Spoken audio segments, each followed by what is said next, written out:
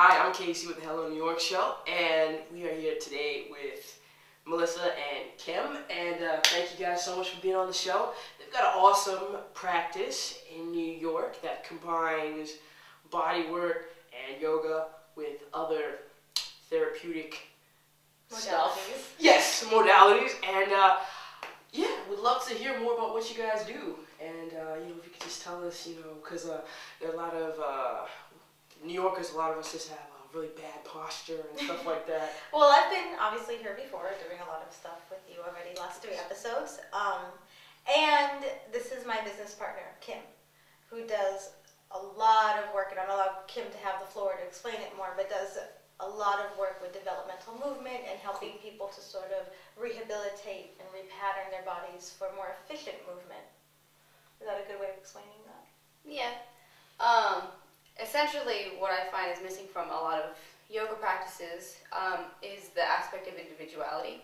So for instance, if you're in a class setting, you're getting specific instructions, and sometimes they get very specific, but they don't always apply to the people of different body types, and sometimes they can actually be injurious. So one of the things that we specialize in is really getting down to the individual, what's best for your body, what's best for your body, what's best for your body, and also what kind of goals you have in the practice and how to attain those goals within safe realms. What you were talking about, the developmental movement, is I find that a lot of it has to do with neurological patterning. So a lot of stuff that you did between birth and age 1 or didn't do is going to dictate how you move in general as an adult. Really? Yes, absolutely. Yeah. So this is sort of Kim's specialty, so I let her have this. Yeah. It's very fascinating. This really so, is. It's really fascinating. For instance, there's a pattern called homolateral crawling, and I noticed that if someone has problems standing on one foot, balance, they most likely skip that as a child. So if I go back and I teach them how to crawl in that pattern, they actually can stand better. And a lot of it has to do with not the strength of the muscles or the integrity of the bone, but it's the patterning of the brain and how the brain works in certain patterns. So going back and doing what I call movement repatterning. Movement repatterning. Right. So basically assessing somebody's body and how they view movement, and then getting them to, first of all, view the movement differently, and taking them to a place where they can understand what's missing and the piece that's missing, and how to fix that, whether it's an injury or just that they want to perform a particular movement that they're having problems with. And I would say that for us in our dual practice together, whether we're talking about movement repatterning or some of the things I've done with you, like simple stuff like combining the simple movement with breath work, it's all about creating awareness of what people are doing and what they're not doing, which is very important, and how they're using their bodies and not using their bodies well. And so much of that for us is creating that awareness in our clients and educating them to then take care of themselves. Which a lot of people aren't aware of certain things. Like, for instance, all of us carry more weight on one foot than the other. Nobody's 50-50. Really? And yes, everybody.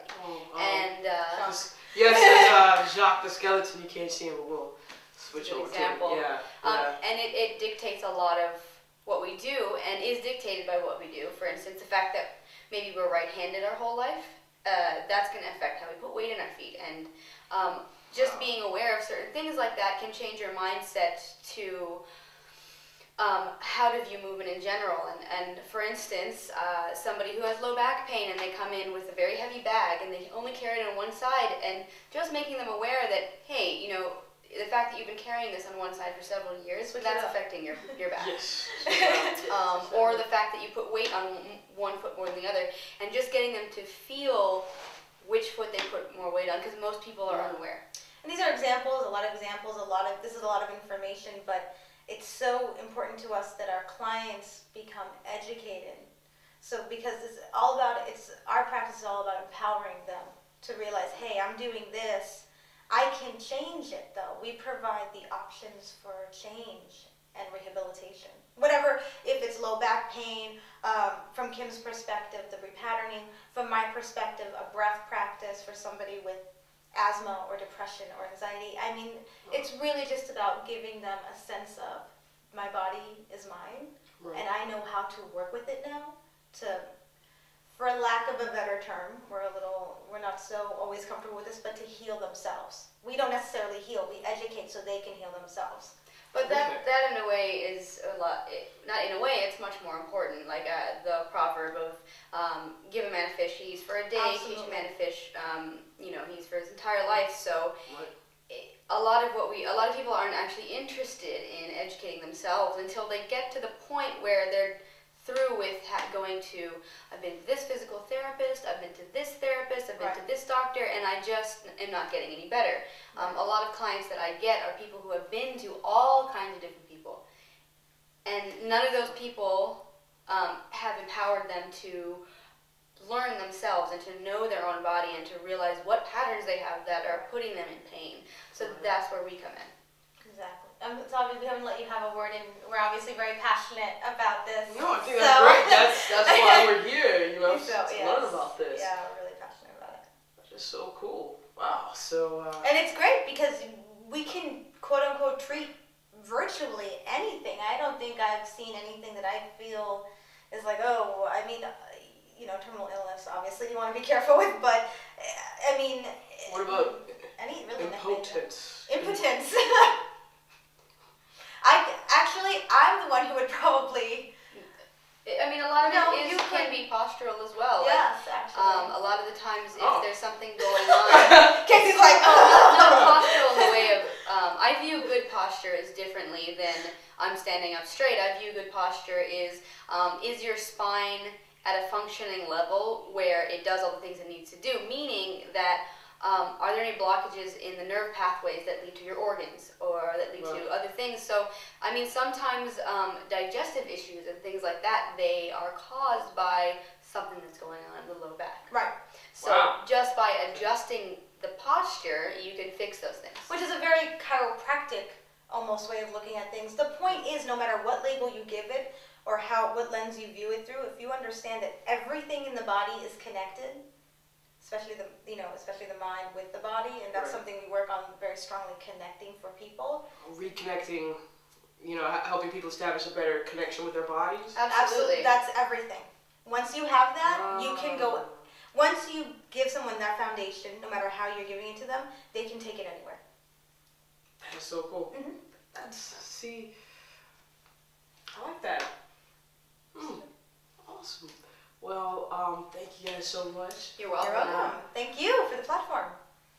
Yes, this is a wonderful platform. No problem. And I know you always put my website up, but Kim also has a website. Right. Tell me your website. KimlienYoga.com, KimLien.com. KimLien Yoga, YOGA.com. Also, movementeducator.com. Right, Movement Educator with no. And you'll be seeing a new website from us. Soon. Soon. Soon. We're getting it together. But in the meantime, we're here. Awesome. Cool. Thank you guys so much. Thank you. Casey.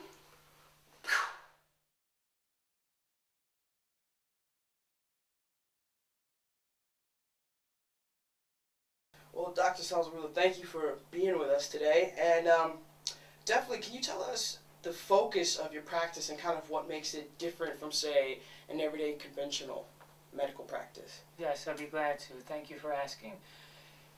The focus of my practice is to identify and treat the underlying causes of many of the symptoms that people are suffering from.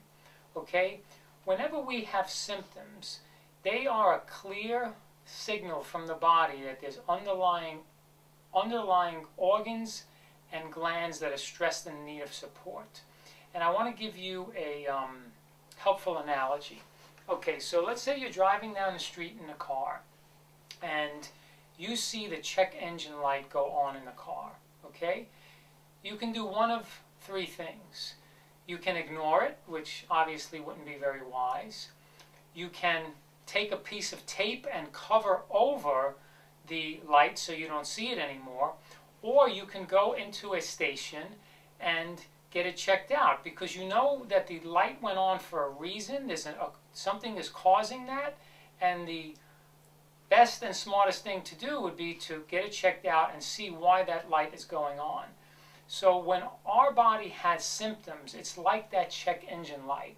It's saying something needs to be addressed. Now we have multi-billion-dollar industries that are devoted to putting the tape over that light, so to speak, because these are industries that are suppressing symptoms. We have cough suppressants, headache suppressants, you know, all kinds of GI distress suppressants, and when there are symptoms, there are organ systems that are stressed and in need of support. I know I've said that before, and it's important to repeat it. Okay? So if the underlying cause is not addressed, then what will happen is that symptom will continue to express itself for months, years, and often a whole lifetime. Suppressing is not healing. It has nothing to do with healing. Suppression is about suppression, and healing is about healing. So the focus of my practice is to go under the hood, so to speak, and really find out what are the underlying causes of those symptoms so the body can heal itself. And we have some really, really, really great ways of assessing that. And in my practice, we see lots of wonderful results. And people, you know, really move to a state of much better health because they are addressing the underlying causes. And that's a very big distinction, to answer your question, between what I do and a lot of the conventional practices that are out there.